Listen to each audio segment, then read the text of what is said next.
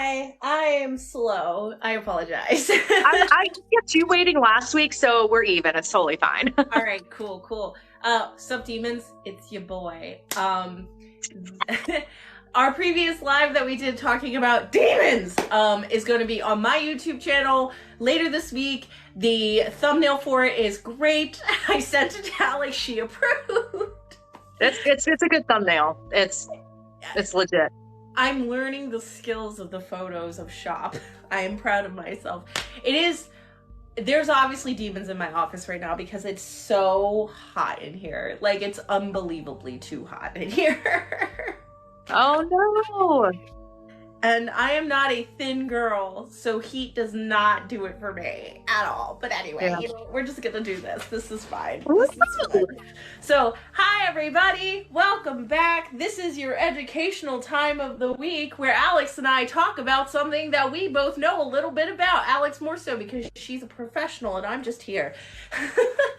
Today, we're gonna be talking about the Spiritualist Movement. And if you don't know what the Spiritualist Movement is, well, I'm a psychic medium. That's kind of where all of that started, where people started saying, I can talk to the dead. And everybody was like, yo, Becky can talk to the dead. Mm-hmm. But it was still pretty hush-hush, though. Even though everybody knew somebody who did seances, it wasn't very widely accepted like it is today. And even now, today, we still struggle with people accepting it as a thing that happens. And you get a lot of people that are like, oh no, unless you can tell me what I've been thinking about for the last 20 years that's stuck in the back of my brain, I won't believe you. It's just, yeah, you know what I mean? Yeah. So, it's going to be a good one because this is actually, I've got some true crime information to share with you guys today. Alex, why don't you tell the people what you've been working on to get you ready for this live stream today? Yeah, so I have been working on a book about the founding mothers of the paranormal, starting into the 1800s. So I've written a book that's going to feature. My editor has it, so it's going to be either 30 or 35 women for volume 1 that I found for this book. So there's definitely going to be a volume 2. I started off with 12 women because I thought that's all I could find. And then, of course, as I was doing research for the book and researching these women, I would see other female names and I'm like, oh, I should follow up on that. Then I would follow up and be like, holy crap, this woman's really cool too. I need to put her in. So it just grew and grew and grew. So right now this book is at about 70,000 words, which is like a 300-page book. Yeah, so I'm hoping it's either going to be 30 or 35 because I want it to be clean. But a lot of it's going to, right now, I'm kind of making decisions on whether to include a certain woman in the book. I think Kat might know. I think I told you about the controversy I'm dealing with one of them. Yep. To the point where I'm like, maybe I should save her for volume 2 because this is going to get way too complicated. And then sadly, my mentor is reaching towards the end of her life and I'm going to put her in a volume of the book. It wasn't something I was expecting to do so soon. So right. Yeah, who no, definitely, you mentioning who that, definitely, needs a space in this book because one, she inspired me and taught me how to implement genealogy into the paranormal. So, and she taught others how to do it. She's a big deal up in Canada. So, she deserves this, not just nepotism on my part. She's legit. So yeah, that's basically what I've been working on. My editor has the book right now and the beta readers have the book as well. So I have like 5 or 6 pairs of eyes on it to read it, give me feedback, and then hopefully I'll implement that feedback and not totally cry. I'll probably cry anyway. I cried a lot while writing this book. And ideally, I would like to have it out by early June, so next month. Because my editor did a once-over just to read it to make sure she could take the project. And she was like, this is already in really good shape, so, I should be able to do this pretty quickly. So I'm like, yes.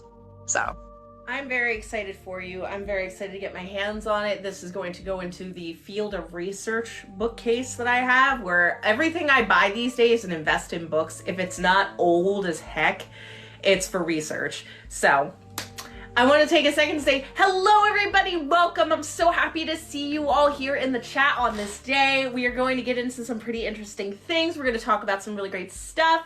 We're going to talk about a lot of things, and I'm gonna pre-warn you guys a little bit here. You might not want to hear the word faker when it comes to people exercising their intuitiveness, but unfortunately during the spiritualist movement, it was a good money maker. If you could dream it, you could be it, and if you had someone with just enough ingenuity, you could also make it happen and look really real. So we're gonna go through a lot of different things. I thought we could talk about the seances, everything that got it started. We can talk about Mumler. We can talk about, have you ever heard of the oh my God, I had the name in my head and it just went, bleh. There is a family who used to trick people to come into their house pretending to be mediums. And let's just say they made a lot of ghosts. The Benders. Have you ever heard of that story? I've done a little bit of research on the Benders, not enough to know for sure though. So this will be a learning opportunity for me. I've got stories, I've got experiences, I've got so much cheesecloth. Absolutely, it's pouring out every orifice at this point, just like it did back in the day. Which is interesting that I never actually, speaking of the cheesecloth, I've never heard personal accounts of people watching it, but always the pictures afterward. And like people, like the way they would be like, oh, it just came out, and I'm like, where did they keep it before it started coming out? Like, I don't understand. Your gag reflexes get really strong when you're working with cheesecloth. I've seen some gnarly pictures with cheesecloth, and it's not like, ooh, spooky, but I'm just very impressed with like they'd be going like a cat coughing up a hairball. And some of these pictures were even manipulated, or more, they would do props with the cheesecloth so it looked like there was a face coming out of it. I mean, these were elaborate. These were really elaborate. And, and if I was somebody in the 19th century looking at these pictures, I'd be like, holy shit, I'd be like, yeah, especially since like back then to take pictures, it was like a 20-minute wait. You Yeah. know what I mean? Like that poor woman would have to sit there like with cheesecloth up in her mouth and nose for a while before that. Hold, don't move. Which is why Victorians all look so depressed when you see pictures of them. that's like, Because it's easier to keep a still face than a smiling face, and if you moved, the picture would come out blurry. But we're gonna start. Let's start from the beginning and work our way back. So as I read, the spiritualist movement really started in like the mid to late 1800s, like 1840 something. 1843, I think 1843. And it really just hyped up because of people dying at an alarming rate. Yes. So people dying at an alarming rate, but also the Fox sisters were actually the ones who really gave it a name. So I want to say it's either 1833 or 1843. And of course, my tablet's charging, so I can't pull up my notes right now. And right now, because I've written about, at this point, 45 women, everybody's kind of meshed together. But it's definitely early 18. I want to say 1833 is sticking in my head right now, so that could be right. If anyone in the chat knows for sure or wants to Google it, let me know. But yeah, so you had the Fox family in Hydesville, New York. They had lived. So basically, they moved to Hydesville, New York. So you have Kate, Leah, and Maggie Fox. Leah was much older by at least like 10, 15 years than the next one. I believe that would have been Leah, Maggie, and Kate. I think Kate was the youngest. So they had two older siblings as well who lived in Hydesville. And that's actually why the Foxes ended up in Hydesville, because, they wanted to be closer to their kids. And they moved into this house, and apparently they got it for a really good rate because it may or may not have been reported to be haunted, which that's always how a good ghost story starts off with. And starting from the very beginning, they kept Maggie and Kate, mostly Kate. Maggie was very much a quiet child. Was starting saying that they were hearing like tappings and rappings in the walls and the windows. Objects were moving. So the girls were sleeping upstairs and their parents were downstairs. And it got so bad to the point that their parents actually switched rooms. And then they would hear like the windows like shaking and everything. So Maggie and Kate, mainly Kate, went up to Leah and said, hey, there's something haunting our house and there's a ghost. And Leah was already married at this point. And so Maggie and Kate told their parents about it. So the decision was to separate the girls. Like Maggie went, I think, with the brother. I think Kate went with Leah, and the activity followed them there. So they went back to the house. Basically, the moment of truth happened when Kate said, "Mr. Splitfoot, count to 4, do what I do." And this Mr. Splitfoot, which is a nickname for the devil, responded to the tap with taps and rappings and would essentially play copycat. Leah, I think, saw some monetary gain with this because and before anyone says, oh my gosh, it attached to them, wait till you hear the punchline in about 2 minutes. So basically, the Fox parents started to invite neighbors to witness the phenomena. Leah would do the same thing. And it got so bad, actually, to the point that Leah was asked to not come back to church. And she was teaching piano lessons to the kids as well. And her clients basically started canceling on her because talking to spirits was not, seen favorably by church members. So Leah is actually the business genius behind this. She started inviting people to the house and charging them $1 per question and having Mr. Splitfoot answer the question. And it was believed that Mr. Splitfoot was a man by the name of Charles Rosna, who had been murdered about 20 years before. But at the time, there was no evidence to really support this. But anyway, Kate and Maggie became so famous and popular, they started doing lectures and presentations, and one of them was at this really popular hall. Frederick Douglass did his speech there. Susan B. Anthony spoke there too. So, they were getting some legit gigs, and they went for quite a bit. And then, Leah was the business person behind this, and the sisters didn't get along quite well. And it kind of came to a head when Maggie married one of the people that was out to debunk the Fox sisters. And Kate and Maggie weren't happy with how Leah was handling the business. So they came forward and said that they were faking it all. And they were cracking their knuckles because they could crack their joints. That's how they were doing the rappings. And they even demonstrated it on stage and had doctors come to the stage to verify. But during this whole time, when people were seeing the success of Kate and Maggie Fox, all of a sudden, all these other mediums started popping up. Spiritualism became a huge venue to speak out for women's rights, because you had women on stage channeling, spirits, doctors, preachers, giving advice to people. They were speaking out, against slavery. So they were abolitionists. The Quaker religion was very closely tied with spiritualism. And I don't think all of them were frauds. I think there were a few legit ones. But when Kate and Maggie came forward saying, hey, we're faking it, that really was a hard blow to spiritualism, which explained the lull that kind of happened a bit until the Civil War. The Civil War kind of woke everything back up. So that's my short synopsis on how everything started, at least with spiritualism. Some people say that I live in Quaker Town, where the Quakers are from. Quakers. Quakers.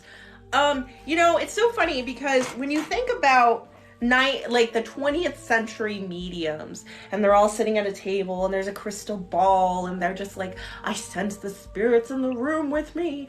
And, you know, legitimately there were some contraptions that happened, some extra things were going on. I love Buc-ee's is life, Alex. I'm glad you've discovered this. Yep, I got a shirt and I got a tumbler and I have peanut brittle in the kitchen that I'm thinking about. If you which one did you go to? I went to the one in Florence, South Carolina. That one, I passed it when it first opened, and I was like, how am I? There were so many people, I almost had a panic attack. It was so bad. There was a lot of people there yesterday. Like, it was like walking like this. If you're from the Texas area, Buc-ee's represent. Even though we're not technically Buc-ee's neighborhood, we have Buc-ee's down 95. Love Buc-ee's. It's great stuff. There was, you know, and when you think about this, and I want everybody to take a moment, to take a deep breath and think about this with me. Are all of the gizmos and gadgets and efforts that were made to pretend like ghosts exist just people pissed off that there were people finding their own way in business and living their own lives, helping people, and it's more of oh well, don't you know about those people? They make their tables go like that. Just seems like so much extra effort and money to put out that I cannot believe that most of them did that. Mm-hmm. You know what I mean? Like, it's so interesting that every time I hear about or read about the spiritualist movement, it literally just says they're all fake. Like every medium that ever came out of the spiritualist movement was bullcrap. They could not talk to the dead. They got proven. Houdini was like, this is all bullcrap. But like, I don't believe that. I don't either. It's all bullcrap. I don't either. And I have a couple of spiritualism mediums in the book because they did something rather remarkable. Oxa White Sprague, she's one of the entries in the book. She essentially became a preacher. You know, she essentially became a preacher, which back in the 1800s, that didn't really happen. But she became this, you know, role model for the community. And then we have Cora L.V. Scott, who she's actually one of the more famous spiritualist mediums because she was very young, beautiful, but yet she was also like channeling doctors. Like people would go to her to see the doctor that was her control. So something I learned as I was writing this book, you know, a lot of mediums back in the spiritualism movement had controls that would speak through them. And Cora's control was a doctor. So doctors would actually see Cora and she was accurately prescribing medications. And we're talking like a 15, 16-year-old girl with very limited education, who could do these kinds of things. And so, you know, that's something that's really remarkable. And it was because she was so young and beautiful. And then she's channeling doctors and, you know, being authoritative and everything that she really took off. But she actually ended up becoming one of the most important spiritualist leaders during the time. And I think, you know, Oxa White Sprague and Cora L.V. Scott, I think they were some of the legit ones. Of course, my stack of books is in the other room, but there's a really good book called Ghosts of Futures Past. That is a really good book on the spiritualism movement. It's a little academic. So if you read it, it is academic. So just kind of go in there knowing that. But that's a really good book too. And it goes over like Oxa White Sprague, Cora L.V. Scott, the Fox sisters. And I feel like with the Fox sisters, I feel like it's kind of like an Enfield poltergeist situation. I think there may have been some legitimacy to it, but then, and plus we have to look at the motivation of why they spoke out too, because they were really trying to hurt their sister Leah. So, you know, I'm going to say this. How many times people couldn't really give the proof that they had in a way that was believable? Like, we get a lot of different stuff. Like, there's ways that there's information that we receive where really the only way that we can describe it is just like, it just comes in sometimes. Like we have like things in place, but if somebody really just like was going at you and was like, you're fake, you're fake, you're fake, you're fake, you're fake, and then picks you apart, even if in some cases that I've been through personally, even if their reasoning is absolutely bonkers, you're just like, I don't want to engage with this. You're being ridiculous. Like, okay, great example. I have a photograph that I've shared many times of light moving, and there's a trail of it that goes, it's like very light at the ceiling, and then it goes down. Well, thank you for the seal. That was very nice. Thank you so much, sugar. It comes down and it hits the wall and it goes around the corner of the wall. Now, I will say, right in front of you is a television. You see where the flash is on the television. Somebody said to me, well, clearly that's not anything but the flash. And I was like, the flash? Yeah, I mean, you can tell. And I'm like, it's bending around the corner. You can physically see the light going whoop, whoop. Light sometimes just bends that way. Mm-hmm. Light sometimes just bends that way. And I was like, you know what? I'm done. And it was something we talked about in our last live too. There is a mutual amount. Happy birthday, little one. Welcome to the live. So glad that you're here. There's also, if you can't be honest with me, then we can't come to a mutual understanding with each other. If I give you what I have, evidence, or, this, that, and the other, and you just go, oh, this is 500 reasons why I think this isn't real. Well, I already looked at those 500 reasons. So now what? And the burden of proof is on me if I'm the one that's challenged, but it's so hard to want to engage because the dishonesty that they feel we have, as well as the dishonesty that I don't think they'd be honest if I was right. Right.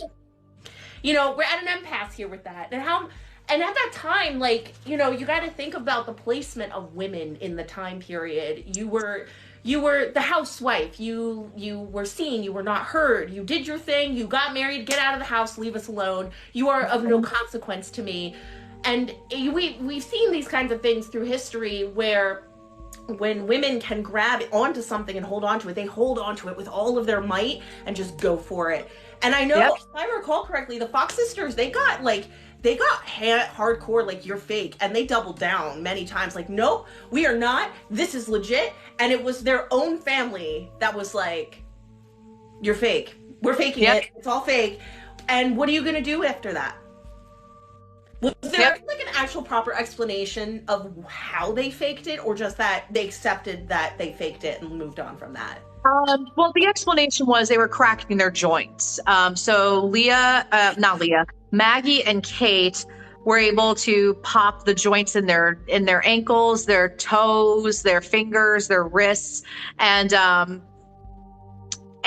so there's a lot of different reasons of why they did that. And I did find a couple of articles from SPR. And there's actually a whole journal that got written right after Kate and Maggie, which was interesting because I mentioned earlier that Maggie was the quiet one out of that group. Well, when they went and debunked themselves, it was Maggie who spoke and Kate stood by her side. So I thought that was interesting how those roles kind of switched. But I remember reading something to the effect of Leah told her parents that I don't want to go back to teaching piano. So that was kind of fair. But also you have to look at the motivation. The three of them were not doing well. I believe it was Kate. Kate had a sponsored trip to England towards the end of not towards the end of her career, but she went to England on a sponsored trip, and she met her future husband, and they got married. Apparently during the wedding ceremony, there was a lot of spirit activity happening. She ended up having a couple of children, and then her husband died. So she started resorting to alcoholism to cope. And Maggie became an alcoholic, and Maggie's the one who married the skeptic. Even though there was a lot of tension there, they still, got married. And then he ended up passing away too, not too long after. So Kate and Maggie were dealing with a lot of alcoholism. There was a lot of tension with the sisters, especially, it was also alleged that Leah kept most of the money. And also Maggie and Kate pretty much died penniless. They had almost no money on them. So they were living in squalor towards the end of their life. And it's weird because after they came out and debunked themselves, they all passed away within a couple years. All three of them passed away, which is a little weird. it's a little weird because, you know, there is a dramatic age difference between Leah and the rest of them. So there's a lot of tension going on there. So that is something that we have to take into account when we look at Maggie and Kate, you know, speaking out and saying, oh, we were faking it. How much of that was to get to hurt Leah? And then Maggie tried to take it back because she was getting pressure from the spiritualism community. And also, again, she was broke. She never did quite achieve the amount of success that she once had. So, I mean, the story of the Fox sisters is actually a very sad one. And again, I think it's kind of like the Enfield poltergeist situation. I think there was some legitimate activity that happened. And, you know, back in the early 1900s, Sir Arthur Conan Doyle wrote about, they excavated the Hydesville house where it all began, and they did find some kind of remains. And it's alleged that those remains do belong to a human, which would have validated the presence of Mr. Splitfoot. But other people have also said, well, maybe it's animal bones. I mean, we're talking about late 1800s, early 1900s, archaeology and excavation. Yeah. You know, but, yep, that's a bone. Cool. Yeah. So, you know, I mean, if you got it, guys, just like a heads up, like if you want to talk about the biggest like hype man of the spiritualist movement, it was Sir Arthur Conan Doyle. Like he was. Oh my gosh. He was in it. He was there. He was like, this is my jam. He had seance. He did all of it. Like he was in it, and he believed it with no questions at all. Even though there were so many efforts to disprove it to him. And he was like, no, you're not going to change my mind. No, it's not going to happen. And then on the opposite side, you had guys like Harry Houdini, who was like, psychics aren't real, and just went on constantly was like, I'm going to prove this wrong no matter what happens because, you know, reasons. Like, it's strange the level of vendetta it seems to invoke in people. Like, excuse me. Oh no, it's Mr. Splitfoot coming in to kill me. Excuse me. It's interesting, like I've noticed this when a skeptic rises, they come bearing like just hate. Their level of aggression towards their craft of disproving things is so aggressive most of the time. Like there's a skeptic on here. I do not follow him. I will not block him because that is not fair. He is welcome to say whatever he wants. I am more than happy to go every point per point of what the work is that I've done on the back end. However, he created a whole page for like faking paranormal activity to prove people wrong, and a lot of people got proved wrong. I know who you're talking about. Yeah, you know who I'm talking about, and it's kind of one of those things where it was just like, we've made some choices. We've made some choices, and now we have to live with that choice that we have made. And there's stuff like that happens, but like they've been doing that for hundreds of years. For everything that somebody's like, wow, I did this and I really enjoy this. Somebody's like, I hate you and everything you've ever done. For no reason. So Houdini is an interesting case, and actually one of the women in my book was pretty much Houdini's right-hand person. Her name was Rose Mackenberg, and she's actually the one that carried on the torch of Houdini's work after he passed. She only worked with Houdini for about 2 years because, you know, he passed in 1926.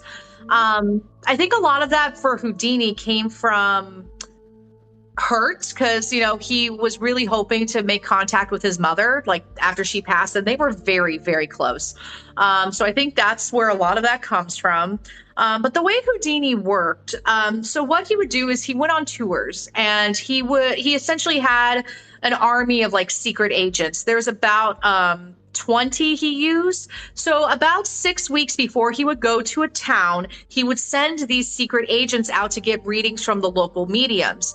And then when he would come and do the show a few weeks later, he would invite those mediums and basically call them out for fraud. Now, with Rose Mackenberg's case,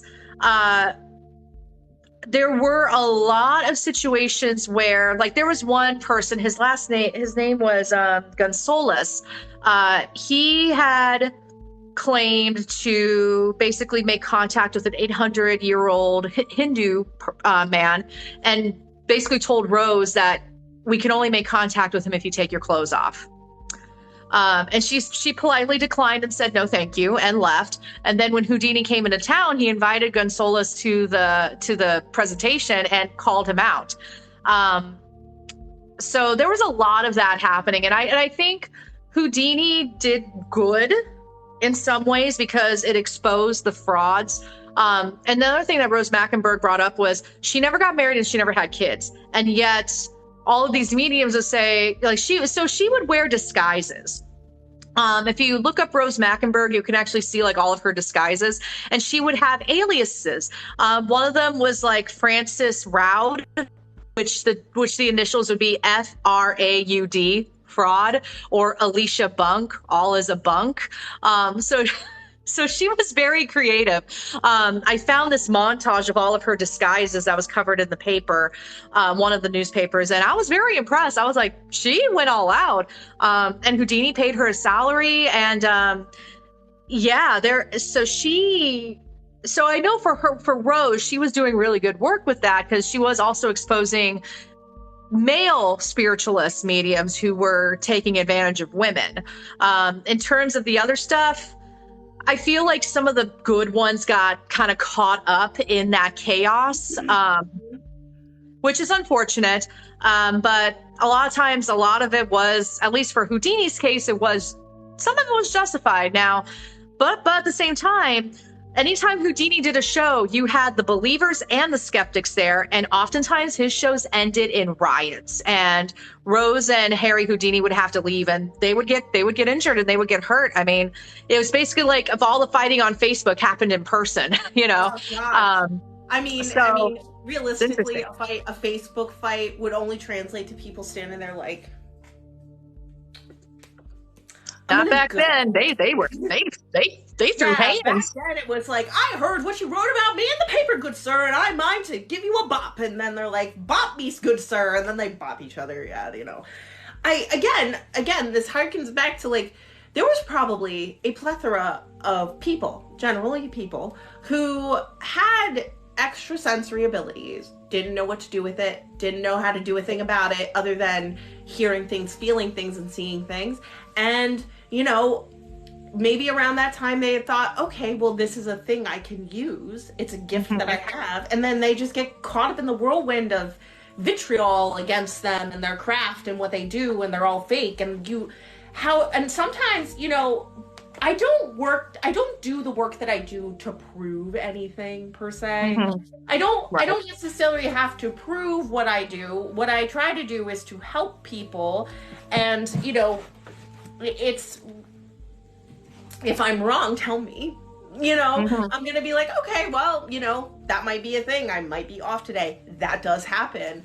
But I don't try to get caught up in that discourse too much because it's a lot. It's a lot. Yeah. And, you know, but I'm also absolutely still here to be tested, to be thrown in and being like, figure it out, Kat, like you did with us at Gettysburg. You know, we've talked about doing like all kinds of stuff that we could work together to do as like a test, not even just a prove or disprove, or just see what the capabilities are of using equipment versus using our extrasensory abilities. And I'm so down for that because it validates and makes me feel better about myself when we figure things like that out. Yeah, absolutely. Yeah, it's so interesting because I mean, the spiritualism movement definitely kept going. It had its lulls, but then it had, it was 1848, Fox Sisters, Hydesville, New York, 1848. And I only remembered that because Catherine Crowe published The Nice Side of Nature in 1849. So anyway, I just came to my head. But yeah, so spiritualism has always been there in some sort of cases. I mean, some people even credit Emanuel Swedenborg back in the 1700s for being one of the first spiritualists. I wouldn't know if I would give him that. Maybe for like trance mediumship, definitely. One of the big stories with Emanuel Swedenborg was he was at a party and there was a fire in another town, and he knew that the fire was happening. And back in the 1700s, news didn't really spread quickly. So when the news came out that the fire happened, it matched the date that Emanuel Swedenborg said. And there was a whole church dedicated to Swedenborgian. And actually, Cora L.V. Scott's family was a member of that church, which is interesting. It all kind of comes together. I've noticed that a lot of these spiritualist figures and psychical researchers, they're all connected. Like they all have some sort of connection with each other, which is interesting to look at because every time that happens, I'm like, oh, she did that, you know, with this person. It's really cool. Trying to think. You know, the Society for Psychical Research came out in 1888. I forgot what year the Ghost Club was started, but SPR did amazing work with validating and testing mediums. And of course, we have the American Society of Psychical Research, which is technically still going today. It's a little sketchy right now, though. It's interesting. But they were going strong back then.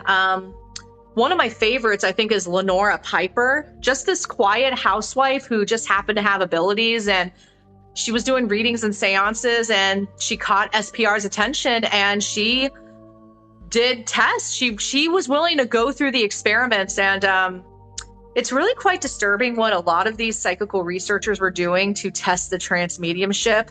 Like they would like prick their fingers while they were in trances, put their hands in hot water, cold water to see if they respond. I mean, they were essentially kind of torturing and abusing these women while they were in trances to test like how in they were.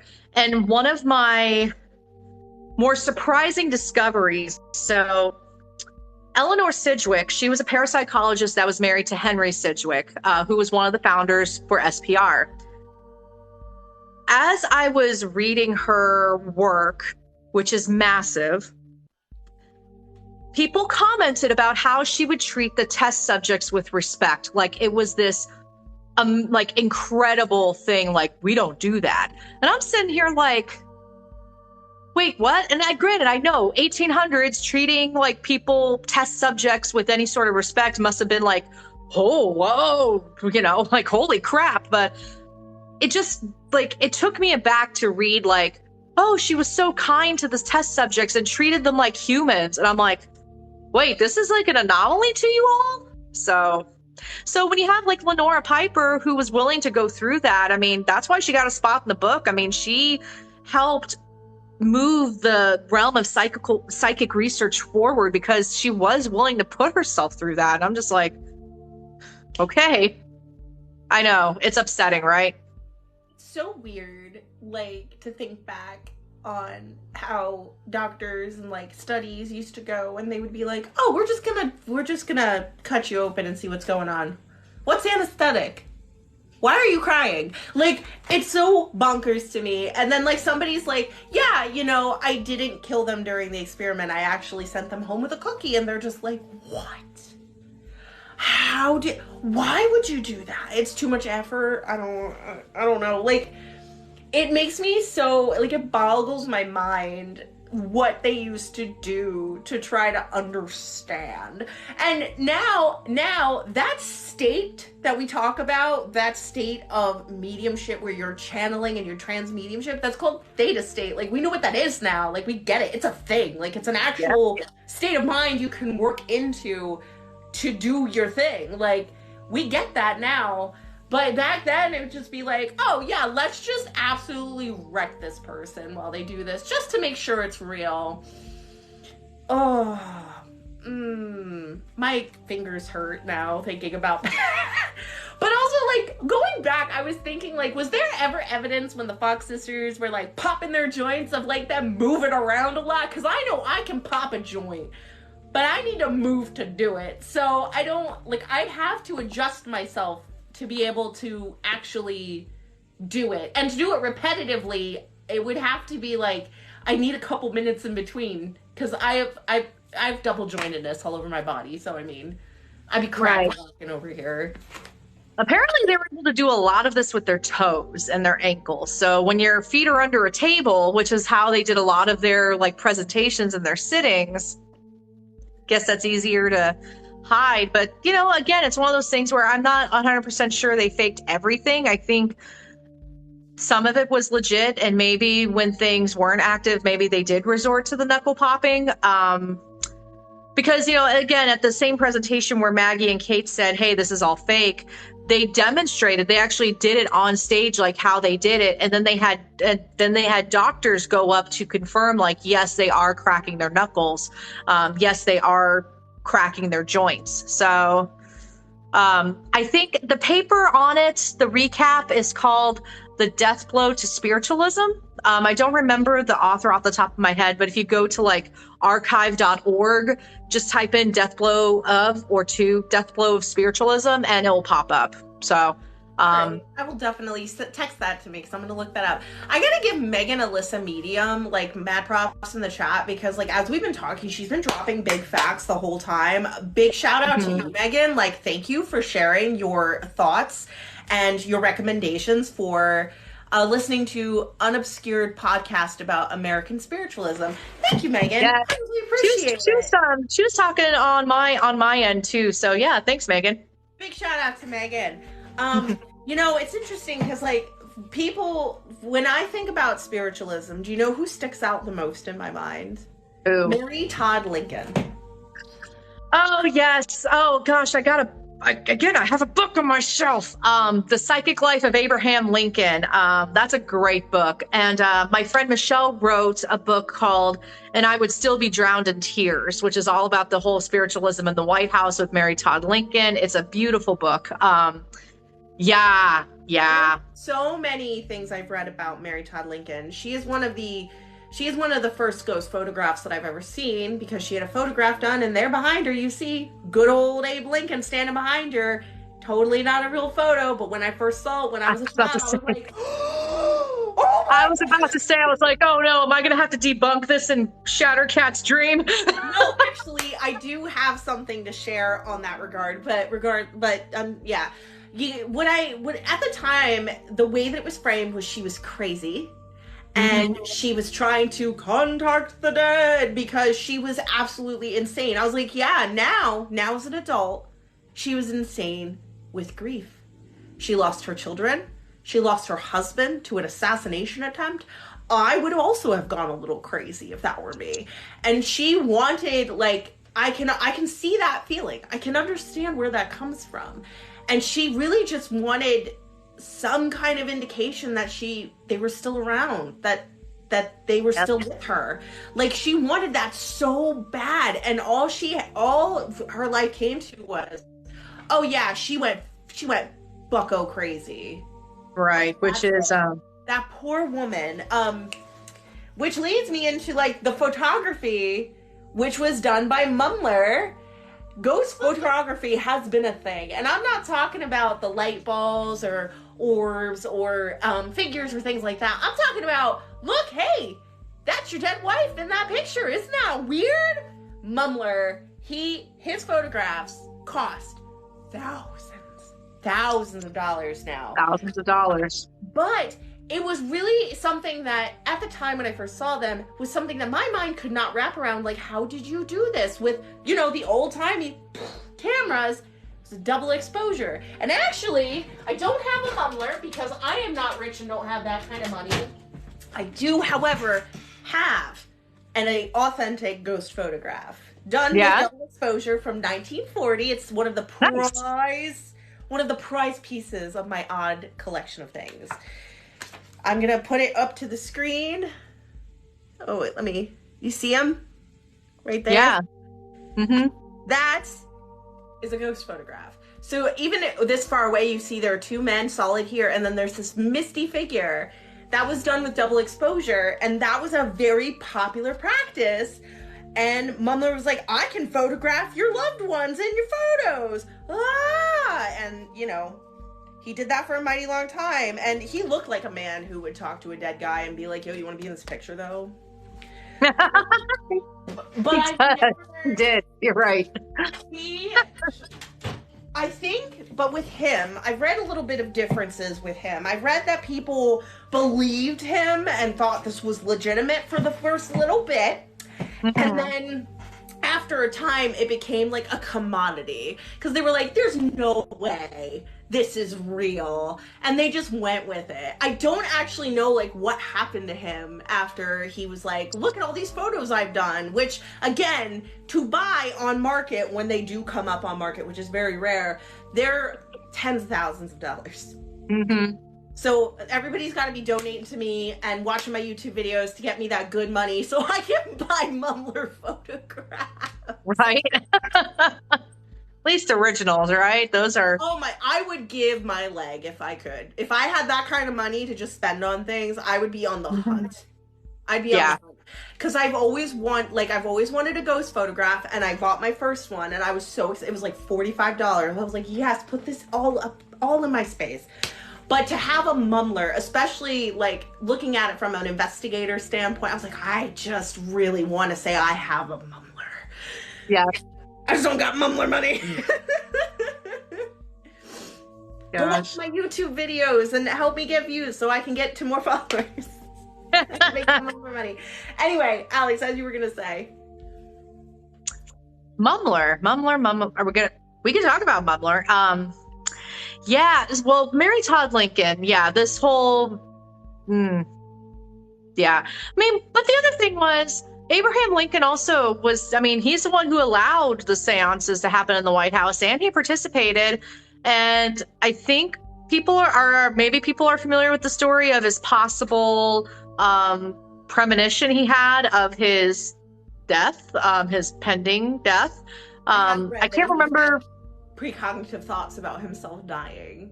He did, and he had a vision. He was looking at his own reflection, and I can't remember the full details of it, but essentially, the vision that he saw in the mirror, he actually asked his wife about it afterwards, and basically it said, "You will serve for 4 years, but you're not going to finish out your second term," which is exactly what happened.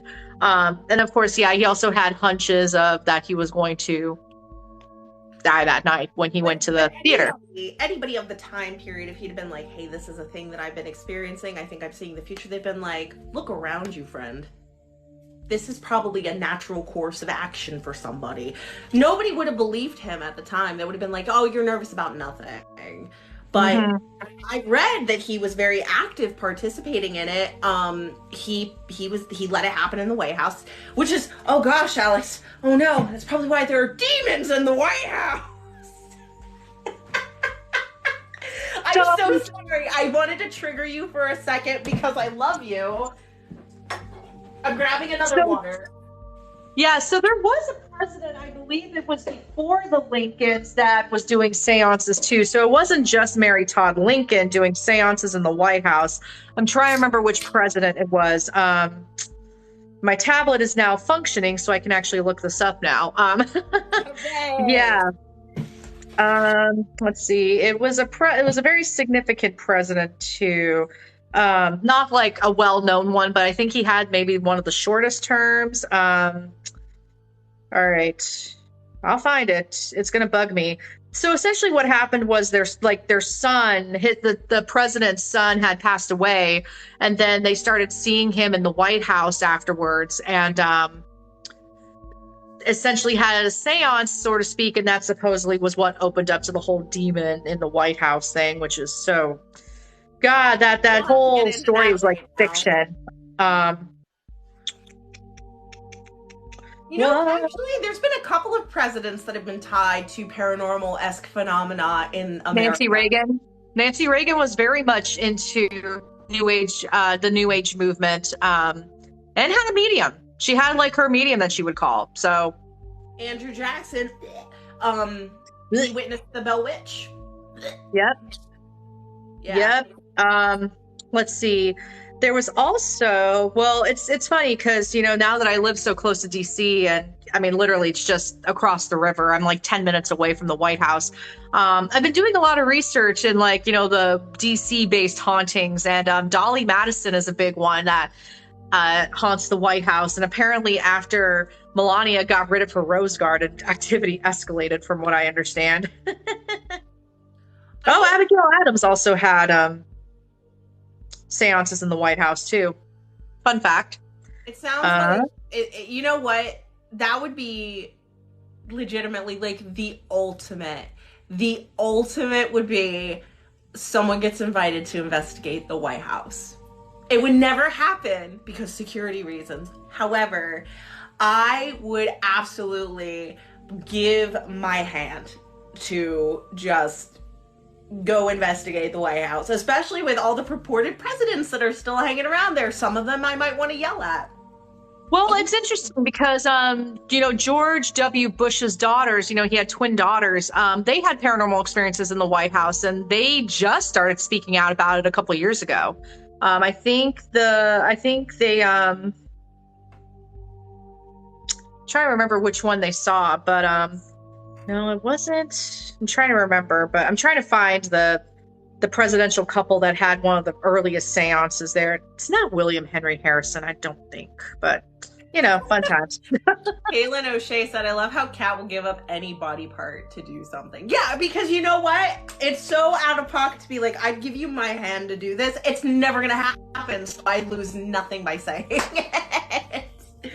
But honestly, it does not. If you were to just randomly say to me, oh my God, the White House is haunted, I'd be like, yeah. The way that DC was built too, there's a lot of magic and occultism that was taken into consideration with like the plan of DC, which is terrible city planning. And if anyone's ever been to DC, you know how terrible that city is planned out. So I've almost died in DC a couple of times on the road. Oh gosh. Actually, if you considerations for architecture and things like that, there are things like the way that people would paint their house, paint their porches. The South specifically has a lot of different gotta keep them haints out practices that they use to protect their house from ghosts. Only in Connecticut, they have very specially made windows that tilt this way to keep witches out. Every area has something kind of weird and spooky going on in it. Pennsylvania, we just absolutely destroy the place where people were already living and then dig up their dead bodies and then use them for purposes and then throw them in the river, because that's what Pennsylvanians do apparently 100 or so years ago, and this is just the life I'm living now. So, we've got that going for us, which is great. Can't go back and stop it, but we can try to make sure people know about it. That's all we can do at this point.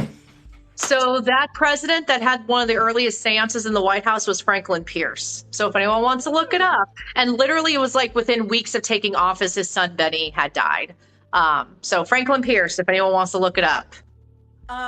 It just kind of goes to show, and again, I want to reiterate that people did it, and it was very popular, but in some places, it was still you don't talk about Bruno. You don't talk about what you're doing. You don't advertise that's what you're doing. You just do it. And Britain was doing the same thing. They were very seances, mediums, we're doing the ghost stuff. But over there, it was more hush hush. We don't know. Do you want to come to my house for a tea party where we're going to talk to grandma? There was so much nuance, and people were sad, people were suffering, people were dying from wars and illness and, having arsenic in their walls and their clothes. People were dying, and, there was some back in the day, I'd read some, people talking about meeting with mediums back in the 20th century and being I just wanted to talk to my kid. A lot of it was children, because kids only lived to 2. And most families, their lines just ended because they couldn't keep their children alive because of the time period that they were in. It was one of the sadder times of modern human history, which is why people gravitated toward it so much. And now it's not so much as I need to know, but as more so in my case with doing readings and things, it's more of helping to validate what you're experiencing because you're already doing it for yourself. And it's just, I'm coming in and being like, oh, this.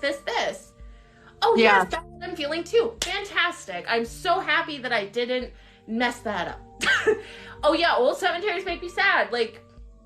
There's always, the first grave, the first recorded internment in my town cemetery was in 1856. And it's on the books.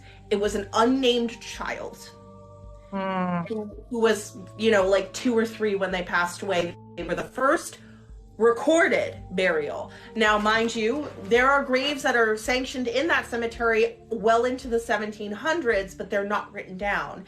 And nobody knows where exactly they are in the plan of the cemetery. So the first grave, technically speaking, is a kid.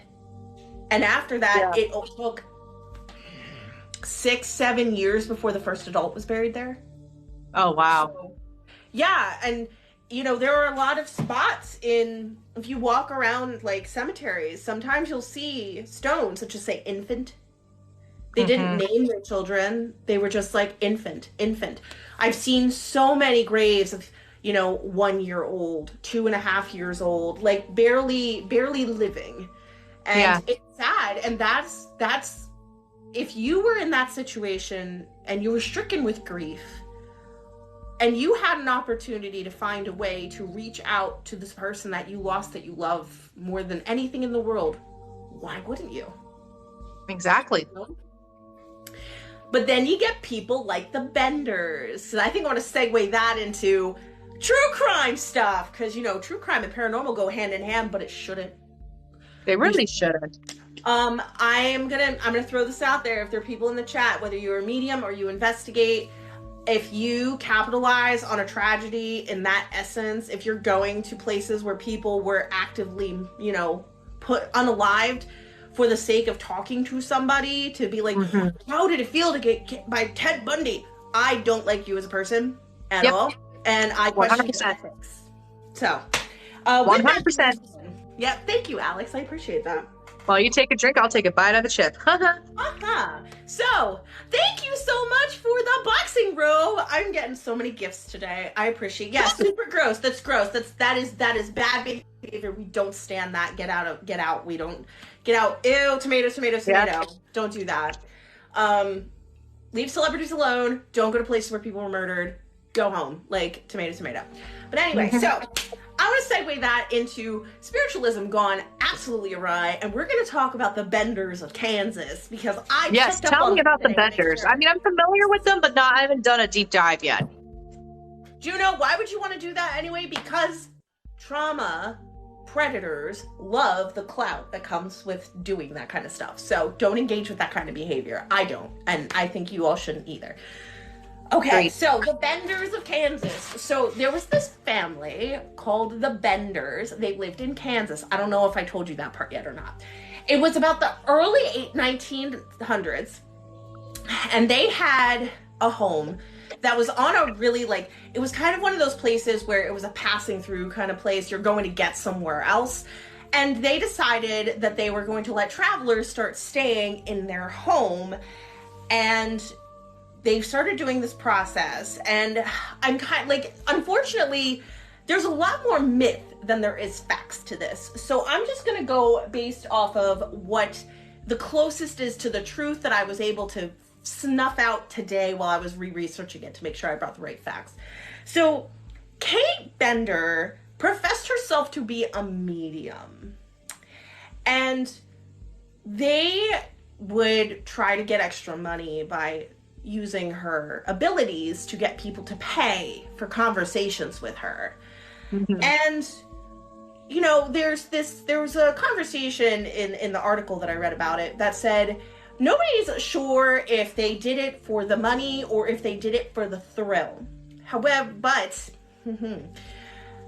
they decided that it was way more effective to just murder the people that were coming in. They would get entranced by Kate. She was so pretty. She was very good at what she could do. And they could just knock them in the head with a hammer and then take everything that they have. And now they don't have to watch money leave out of their door. So this became the thing that they did. So there was you're going to love this. This is some Sweetie Todd stuff we're about to get into. There was a table in the parlor with a curtain. Kate sat in one spot. The victim sat in the other. Underneath the victim was a trap door. Behind the curtain was either her father or her brother, who would wait until the right moment to come out from behind the curtain and whack somebody over the head with a hammer and send them down the trapdoor, clean out of all their belongings, all of their riches, put it all in their stuff, go get rid of the body. That was their system. That's what they did. 2 people escaped this fate.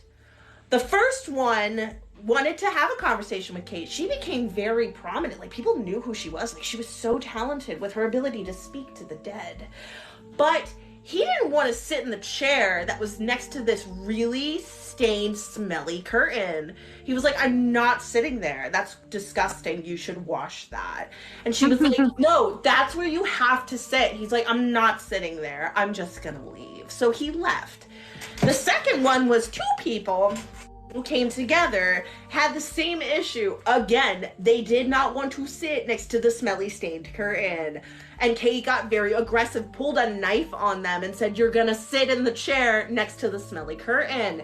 And they said, no, we're not gonna do that. And then men came out from behind the curtain. They were like, ooh, this is a bad situation. We should probably get out of here. They are the ones that reported it and were like, hey, I think these people are killing people because of this situation that happened to us. And they just booked it. Nobody knows where they went. They're purported to have killed dozens of people using this method of drawing them in with a reading and then murdering them with hammers and burying them out in the land of Kansas. They say that they escaped and got off scot-free, changed their names, and were never seen again. They say that they were found and they were killed for their actions, no trial or anything. And others say that they never escaped and they were caught. And then that was that. They were tried and, nobody knows for sure because the records are not very... What time period was this? This was the early 1900s. So, news does not travel fast. No. And people traveling, this was not a place that you would travel to specifically, but like I'm passing by kind of thing. And these were strangers that were coming to stay with them. So nobody's going to miss a stranger.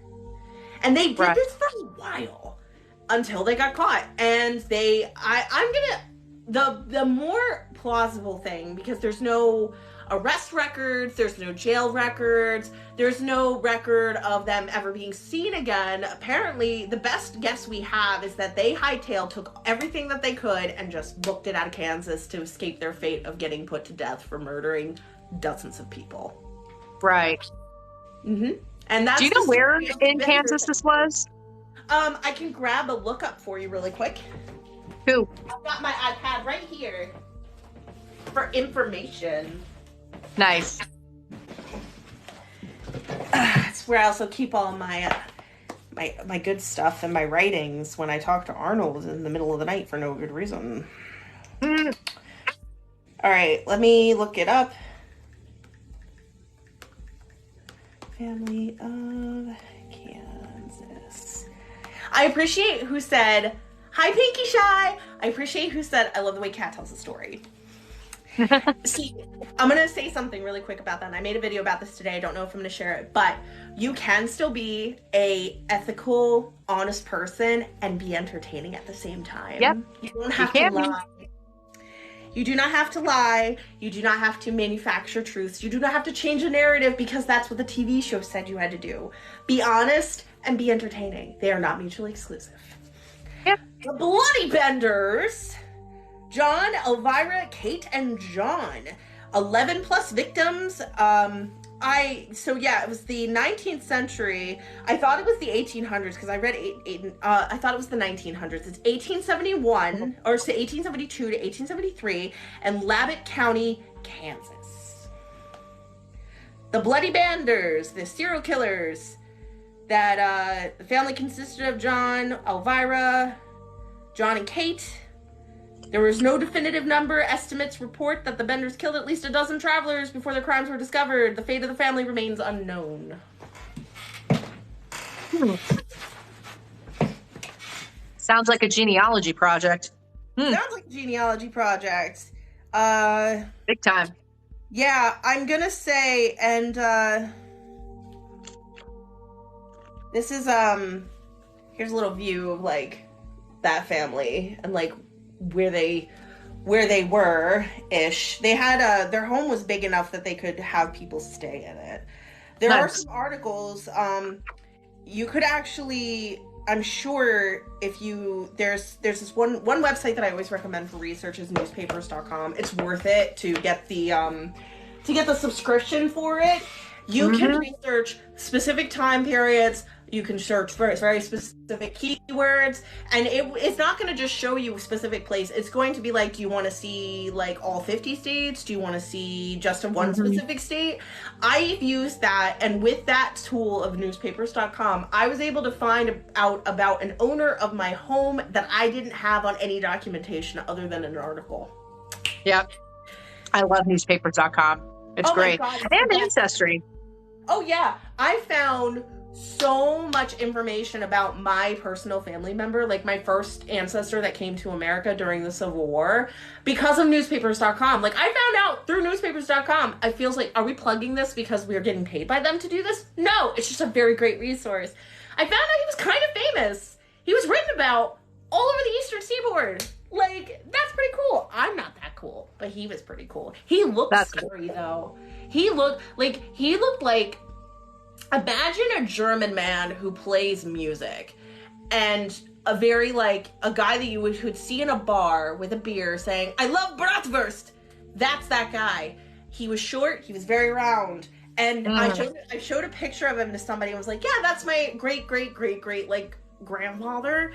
And they were like, "I see the family resemblance." And I got so offended because this man looks terrifying. He is like one eye is like white and the other one is like here, and he's just offense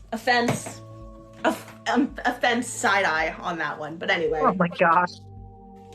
So yeah, spiritualism to a degree, like that was she took that opportunity to take that hype that she had heard about.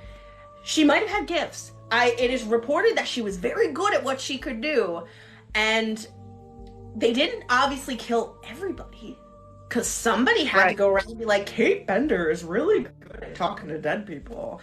But they don't even know for sure how many people. And I think this is my methodology idea about how this would happen. Travelers would come in and be like, "Where are you from?" "Oh, I'm just traveling through from like Montana or something." "Oh, so do you know anybody around here?" "Oh no, I'm actually heading towards here." "Perfect. Why don't you sit down? I feel a calling to give you a reading." Yeah. That is more than likely how that happened. Yep. Absolutely. FBI profiler cat. This is my second job. Don't mind me. I'm stupid. Oh my gosh. Oh my god, I'm dying too. Mr. Slipfoot's coming after you. We have literally like hit all circles of what like spiritualism, where it started, what really built it up, the people involved with it, and the worst case scenario of it being a thing. People using it for nefarious purposes. And now there are so many different types of spiritualism out there. Like, it's a general umbrella, but it's how you interpret it and how it affects you as a person. And I'm gonna say this as because my bestest best friend Rebecca the Ghost Guide says this very, very often, and it bears repeating: your reader's bias matters. What they perceive and where they think it's coming from and where they're pulling it from matters to how that read is going to go. I read differently to Rebecca, reads differently to this medium, who reads differently to this medium. We are not all the same. It is so difficult to just blanket statement us as a group because we all do it so differently. And that doesn't invalidate one over the other, but bear in mind, bias matters. Absolutely. And that's something I take into consideration when I work with mediums. And this is something I will tell even skeptics as well. It's more than just, oh, can you predict the lottery numbers? It's like, no.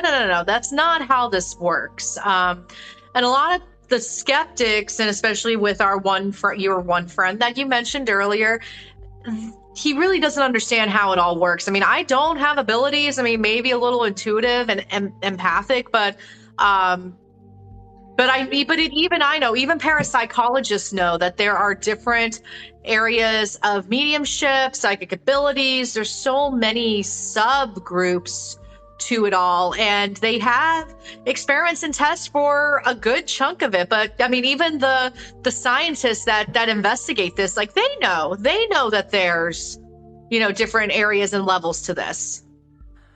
I don't understand why, when I'm like, oh yeah, I'm a psychic medium, I feel like that's a good blanket way to describe it. And it's like, oh really? What am I thinking? Like, that's not how this works. That's not how that works. That's not what I do. But I can tell you, your grandma thinks you're dumb. You know, I focus on dead people, vibes, situations, feeling things out. And I really, like, one of my favorite things that I have under my belt is paranormal investigation. Because I'm constantly checking myself. What I might be hearing and what I might be getting are two different things. Yep. And to have that ability and have the knowledge to do that is insurmountable. Like, I feel so much better knowing I can check myself so I don't wreck myself. Right. You know what I mean? Yep. And then I got you, and I also got Rebecca, and y'all keep me in check, and I really appreciate it. Thank you, everyone, for laughing at me in the chat. It always brings me joy to know that I can make you giggle. It's because I'm hilarious. You are. I try. Thank you, Rebecca. I love your face. You're the best. So yeah, honestly, like, spiritualism is never going to go away. It's always going to be a thing. And it's how it's going to be how people interpret it. Now, and again, it's not to say that one person is wrong. One person might do it very differently to somebody else. But there's also, but at the same time, I will say, there are some pretty facts in the matter, things that are difficult to ignore. That if you classify yourself into the realm of spiritualism, you should always be open to any possibility, because there are no rules in this game. This is the Hunger Games. It's the last person standing who wins this, you know, and like, you just got to go in and just go through it and experience it. Don't limit yourself to what you think or what that one psychic from TV said 20 years ago. Don't go based off Miss Cleo. Don't go based off of very specific people only. If anybody tells you there are limitations, no, there isn't. If anybody ever tells you that there's no such thing as this, that, or the other thing, do not listen to them. Experience for yourself. Be open-minded. Anything is possible if you open your mind to it. But also protect yourself from it. Just saying, you know, you never know. Agreed. I love, not Miss Cleo, call me now. I will never forget those commercials. Oh my gosh. She was fabulous. Like, and that was all a character. Like, and that character paid her bills for the rest of her life. And I'm like, I'm impressed. You can be good at what you do and be ethical and also be, you know, entertaining. That's exactly it. You can still be entertaining and still not have to lie. And that's something that I wish the paranormal community and paranormal media as a whole, like, can understand. There was a whole thing that Becky Galantine actually surfaced this on her Twitter. There was a tour group on Facebook that was regurgitating the Conjuring House story, but the harmful narrative that Bathsheba Sherman was a witch who unalived babies and all this stuff. But first, this company said Sheba Sherman, so they couldn't even get the name right. And Becky spoke out and said, this is all incorrect. And I spoke up too, and I said, this is wrong. And then someone, because I posted it in my spooky stuff group on Facebook, and then one of the commenters said, I'm familiar with this company. They're the ones who say that Judge Danforth's wife was the one who brought witchcraft to Salem as like a revenge against her husband, and which is not true at all. And I'm like, the whole story behind Salem is fascinating and disturbing and terrifying by itself. Like, we really don't have to add anything to this. Same thing with the Conjuring House. You know, when you remove Bathsheba Sherman from the narrative, it's still like a weird story. It's still like a really odd haunting that is still very much visited today. But how many people are bringing up Bathsheba's name, thinking that what they saw in the Conjuring movie was right? Probably more than I'd like to think. So I mean, speaking from experience of traveling to other places that certain other people have traveled to and experiencing them and investigating them, I can tell you with certainty that they hate the fact that they are so misrepresented a lot of the time. Like a ghost of no consequence overall. My ghost friend from when I was doing paranormal investigations at the cemetery, Mary. Mary was great. When Mary was finally informed that she was considered this, she was considered as akin to this full-bodied apparition that floated around the town that everybody knew about, she was absolutely gobsmacked offended. She's like, that is not me. That is not, I have no association with this. Why are people saying this about me? And I was like, I don't know. What actually it was that somebody saw one night, so they say, that the ghost of the lady in white walked to her grave and disappeared when she touched it. So, boom, that became a thing. And Mary straight said, that is not me. I don't know who that is, but it is not me. And I was like, I will inform the masses for you. Don't you worry about it. And having seen the lady in white one night, I can tell you that it's not Mary because I know what Mary looks like, and that's not what Mary looked like. What I saw and who Mary was, and even like the descriptions that I've read about her, not the same person in visual at all. So it's just... It's easier to lie for the sake of entertainment to make the story more captivating than it is to be honest and just say It is what it is. And there's so many great or purported great hauntings out there that aren't even true. They're not even real. And when you told me about some of them, I straight almost spit. I was so angry. I was like, all this time? Like, I've been wanting to do this place all this time and you're telling me it's fake? You're like, mm-hmm. And I felt so duped. I was so offendedly duped. Like, I knew in my heart that I was angry because I wanted to yell at somebody about it and be like, why are you doing this? Because I was so disappointed. All this hype and build up for nothing. Blew my mind. Yep. Blew my mind. Yep. And unfortunately, one of the locations that I frequent is starting to become that, not by the owners, but by by a couple of volunteers, because I'll have people who are like, oh yeah, I just came to this place and such was my tour guide. And they said this. And I'm like, you sure about that? Because you've read my book. And she's like, oh yeah, I know. I read your book and you back everything up with newspaper articles and, stories and like witnesses and primary sources. And I'm like, yeah. And she's like, yeah, it's just really, I got very disappointed. And I'm like, I'm disappointed too, because I swear I need to win the lottery so I can buy this location so it's taken care of. Everyone put that energy out there. I want to buy this location. But yeah, I was very angry. And one of my team members just went there a couple weeks ago and they said the same thing. Like, they're adding this, two particular volunteers are adding this whole other lore to this location. That's not true. And I'm like, and they're telling people, oh yeah, we have newspaper articles. Where? Please, if I'm wrong, I'm happy to be wrong. Where's the newspaper articles that you say that connects this? Oh no, we don't have them right now. I'm like, give me a keyword. I'll go on newspapers.com. I'll find the keyword. Caitlin says she's manifesting for you. Yeah. Well, that's the other thing. Speaking of manifesting, I do think a lot of the spirits at this location were created by people. Like, there's supposedly over 70 ghosts at this location. I think a good chunk of them were man-made. So that's my theory. And a couple of them came to the location because people bring their haunted objects there all the time. So I'll give them that. But I think a lot of it is thought form, egregore type of thing, which Philip experiment, it's a thing. So yeah, honestly, we could go backwards and forwards about how everybody be messing up and making our jobs a lot harder. Mm-hmm. Because people with the loudest voices tend to be the ones that are wrong and reporting the wrong things. So we just gotta keep doing what we're doing. But it's about that time. wait a minute.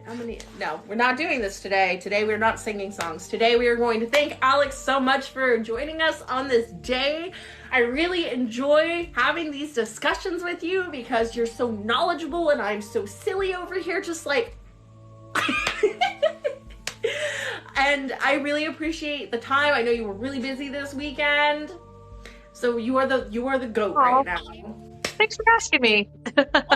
always, because you are literally what did I just say, guys? I just said she was the GOAT. Like, you've been driving around doing all the traveling, and then I was like, you want to do a live? And you were like, yeah, sure, okay. And then here we are again. But I appreciate the research that you put out. I appreciate all of the things that you shared with us tonight. I'm sure that there are some things that people heard tonight that they never knew. Like, there are names that you spouted tonight that I've never heard before. So I'm very excited to read your book. And before we close out, I would like to give you the opportunity and space to tell my people where they can find you and what they can do with that information.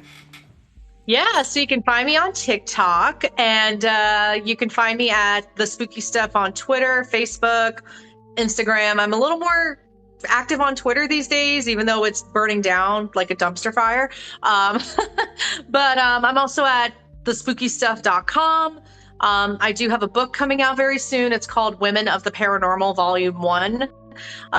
Again, featuring 30 or 35 women, founding mothers of the paranormal, who have done instrumental work in creating the field that we have today, who are often uncredited, by the way, which is why I wrote the book. So expect that hopefully in the next month. And yeah, thank you all for joining. Nick Simons, I should have went live from Buc-ee's. You know, I thought about it. I thought about it yesterday. But anyway, yeah, so that's where you can find me, or you can find me on TikTok and make a comment, shoot me a message, hey, say hi. I love that. Please go follow Alex. She has been in the field for a very long time. She knows her stuff. She does her research. And I just sit here and stare lovingly with big stars in my eyes because I could never do that much at once. So I'm just going to throw it out there. But to close out, for those, I did see some new names that I've never seen before in the chat, so I just want to run through real quick. Hi, my name is Catherine. I'm your friendly neighborhood. Hello, words. I've had issues with words today. I don't know what's wrong with me. Neighborhood paranormal investigator and psychic medium. You can always find me on TikTok, Instagram, and YouTube. I just posted a new YouTube video recently about the coolest EVPs that I've ever gotten, and one of them is Latin, and no, it's not a demon. You can find that in my bio. I think I can say that on a live, and TikTok's not going to punch me in the gut. I have a Beacons link in my bio. From there, you can find where you want to go to watch the things, or you can book consultations with me because I do psychic readings. I also give information and tips and tricks on paranormal investigating, and please feel free to go check that out. It really helps me out. I am really of the mind that that's what I'm going to do with my life. Your support is necessary to do that, and I really, really appreciate you for checking it out. And then otherwise, and Rebecca said, y'all, she's so good. Thank you. I love you, Rebecca. You're the... May! I got a gift that just said May. Oh, it's Justin Timberlake's not here to say it for us. Thank you, Rebecca. I love you so much. You're the best. Thank you, Alex, again. I think next time, what should we do? What should we talk about? We should talk about, I don't know, it's your turn to think. I thought of the last one. It's your turn for the next one. We could talk about, again, kind of tying into my book, but like some of the most unique paranormal researchers in history, like Sir Arthur Conan Doyle is a good one. That's a lot of you talking. I'm just be sitting here like, yeah. Well, and I found a lesbian couple that were members of SPR that were, yeah. See, now this is not the place where you're going to come where we're going to give you paranormal tea and drama, although drama tends to follow the paranormal community at all turns.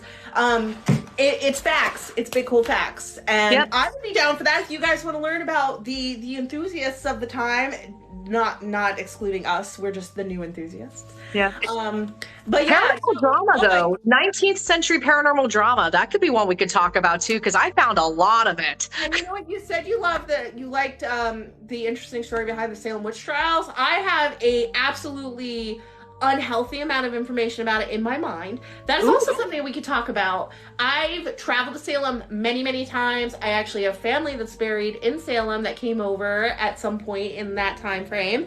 And I have done a lot of research. I have talked to a lot of locals. I've actually been to the Peabody Essex Museum and I've seen artifacts from the witch trials. And Nice. I have pieces of them, and I've gotten to read them, and oh my god, I would love to talk about that too, because that's just one of those special interest things for me. Yeah, absolutely. Yeah, hell yeah. So we got stuff we could talk about. So in the future, we have to do something really fun for people, and we have to do another. Is this like the it's that debunk thing that we did? We watched videos of. That's right. We watched the videos of like people like this is real ghost caught on camera. We were like, we shall be the judges of that, and we just talked mad smack for a while. It was great. It was a good time. That's always fun. I'm gonna let you go. I want to thank you again so much. Thank you everybody for joining. I really, really appreciate for everybody that sent gifts, shared the live, sent love in the chat. You all rock so much. It's great. I'm so happy to be back on a regular schedule now. It's so nice. I know you missed me. Haha. So I'm gonna let you go, Alex, and I will talk to you later. Bye, guys. Thanks,